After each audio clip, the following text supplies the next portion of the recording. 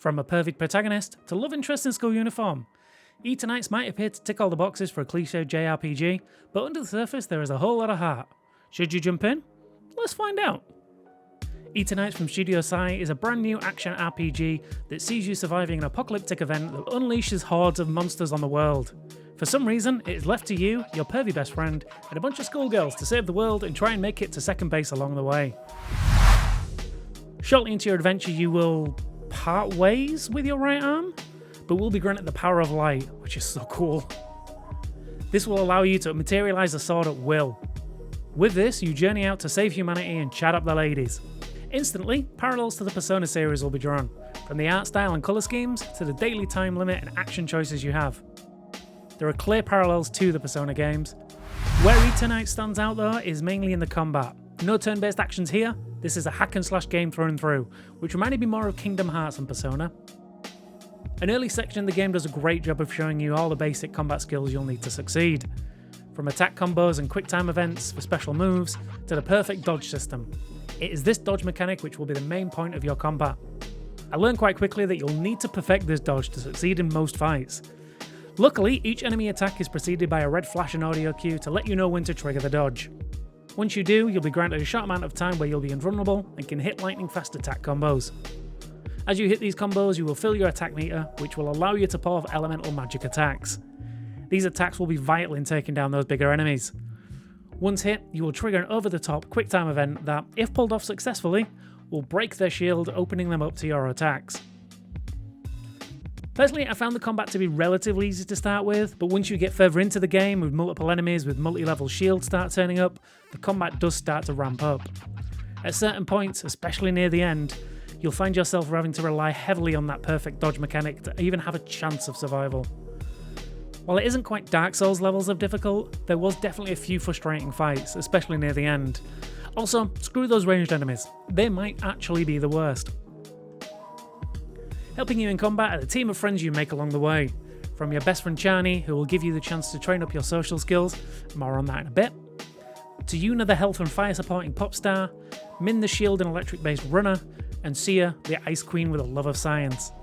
Each character will offer you certain elemental attacks and buffs that can be vital in your fight, and will also allow you to do extra magic attacks if used against the enemy correctly, fire against ice, etc.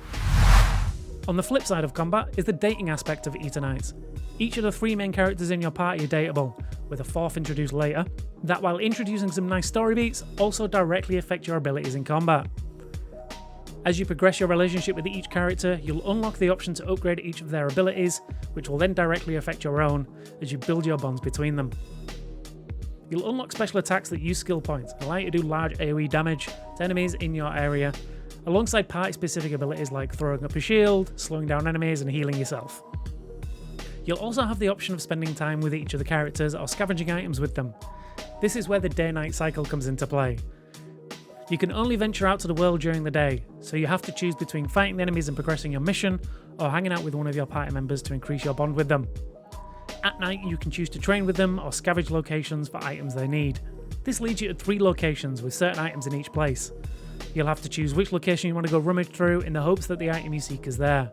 I would highly recommend making a note of what items are in each area, as successfully finding an item will boost your party member and grant you additional essence which is used to upgrade your skills.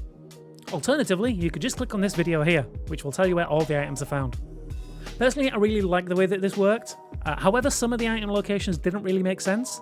I mean, who keeps a flamethrower in a convenience store printer? As you progress each relationship with the party, you'll start to unlock opportunities to date each member.